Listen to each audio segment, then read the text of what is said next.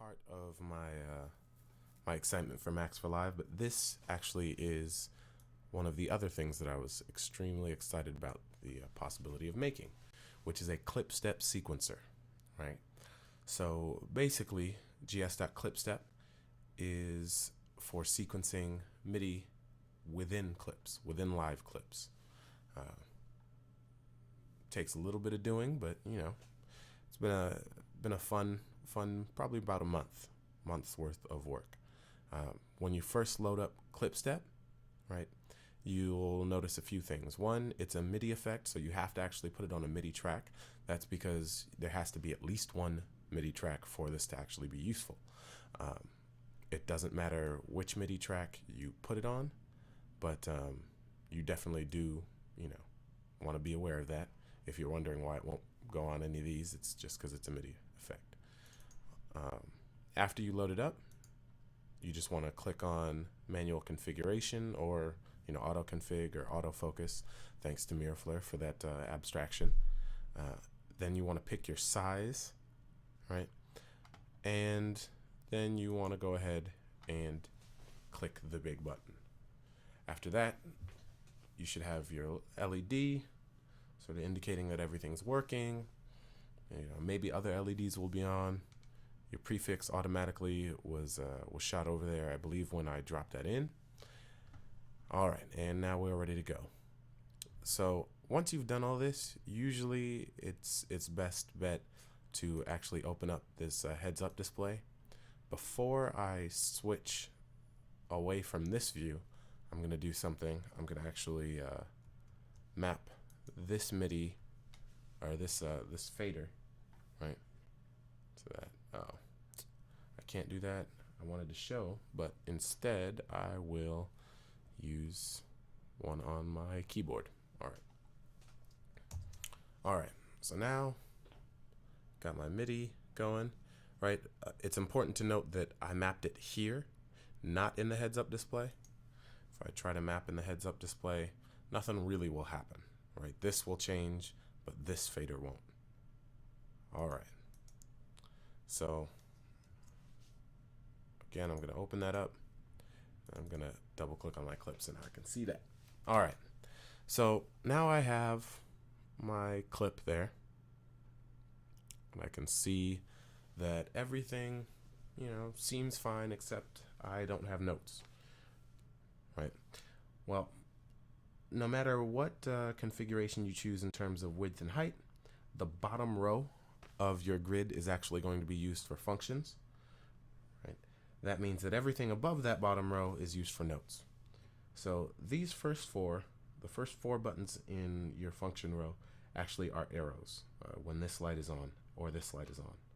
Right? So when either of these two lights is on, these four are arrows. This is up, this is down, this is left, this is right. So if I go up, there's nothing really up. But if I go down, you can see, aha. And this loosely, corresponds to what I'm seeing. There's a couple rows missing. I tried to cover almost all of the MIDI drum notes that are actually used most often. And I will probably be changing this as time goes on. But, hopefully this covers our bases. Now, if I play this clip, turn that down, right, I can see, all right.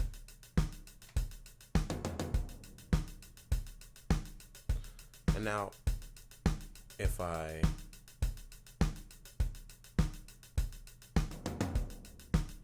can do a nice little roll.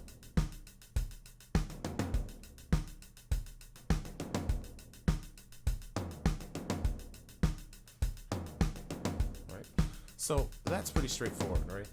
I press the buttons, the notes light up, and everyone is happy, right?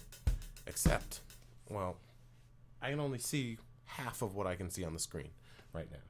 All right, so this is up and down, this is left and right. So if I move to the right, I can see that. So let me quickly do that. So now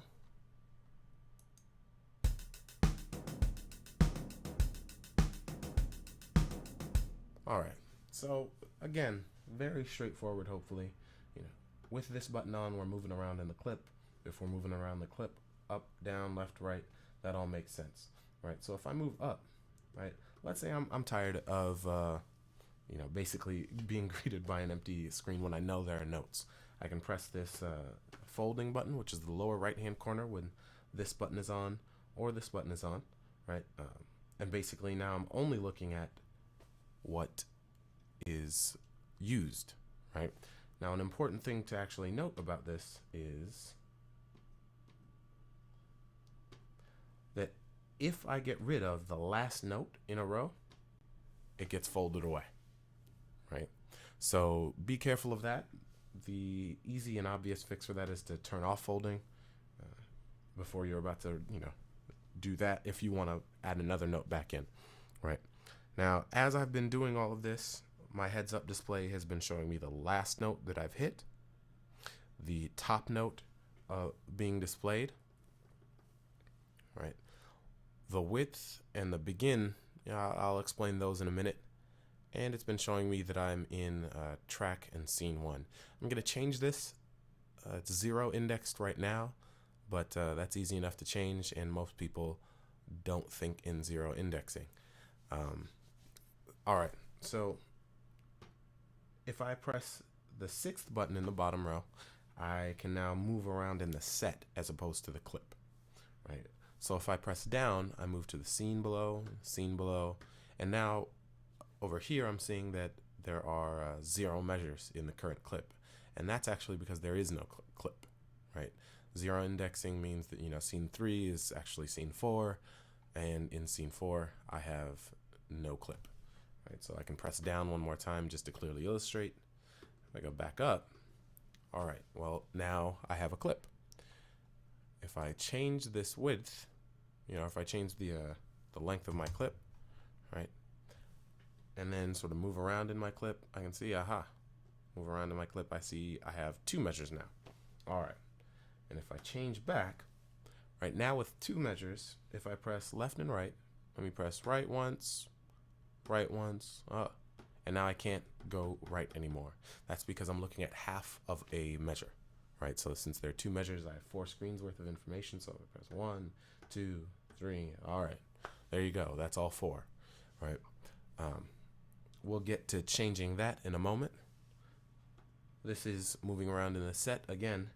Now, if I press left or right, if I press right, I obviously go to track 1, which again, track 2, sorry about the 0 indexing. And if I press that again, I shoot over to track 6, right? That's because this is the next MIDI track. It skips over audio tracks because, there's really nothing to do in audio clips in terms of sequencing like that. All right, so I go back to my clip and, I can do all sorts of stuff, right? But at some point, I'm probably going to get bored with writing, this one size note, right?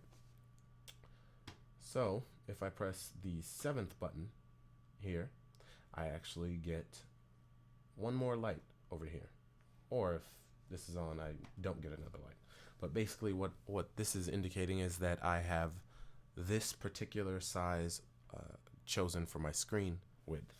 Well, if I go lower, I see that I have a quarter of a measure, half of a measure, 1 measure, 2 measures, and if I press this light, right, now I have 4, 8, 16, 32.